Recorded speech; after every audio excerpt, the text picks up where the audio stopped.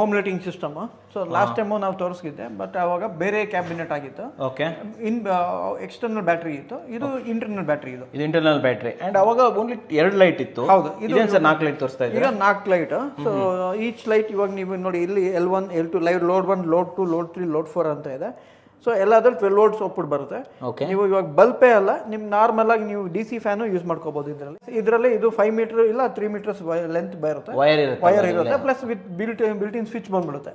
On ಮಾಡಿದಾಗ ನಿಮ್ 4 bulb ಬರುತ್ತೆ. ಪ್ಲಸ್ ಅಲ್ಲಿ ಮೊಬೈಲ್ ಫೋನ್ ಚಾರ್ಜಿಂಗು ಬರುತ್ತೆ ನೋಡಿ, ಮೊಬೈಲ್ ಫೋನ್ ಚಾರ್ಜ್ ಆಗ್ತಾ ಇದೆ. ಓಕೆ, ಸೊ ಇದಕ್ಕೆ USB ಕೊಟ್ಟಿದ್ದೀರಾ ಸರ್? ಇವಾಗ USB ಕೊಟ್ಟಿದ್ದೀನಿ. ಸೊ USB ನಲ್ಲಿ ನೀವು ಟೈಪ್ ಸಿ ಆದ್ರೂ ಆಗಲಿ ಇಲ್ಲ ಮೈಕ್ರೋ USB ಕೇಬಲ್ ಆದ್ರೂ ಕನೆಕ್ಟ್ ಮಾಡ್ಕೊಬಹುದು. ಓಕೆ, ನನ್ನ ಕ್ವಶನ್ ಅಂದ್ರೆ ಇದು ಎಷ್ಟು ಟೈಮ್ ವರೆಗೆ ಬರುತ್ತೆ, ಎಷ್ಟು ಬ್ಯಾಕಪ್ ಕೊಡುತ್ತೆ ನಮಗೆ ಇದು? ಸರ್ ಇದರಲ್ಲಿ ನಿಮಗೆ 144 ವ್ಯಾಟ್ ಅವರ್ ಬ್ಯಾಟ್ರಿ ಇದೆ.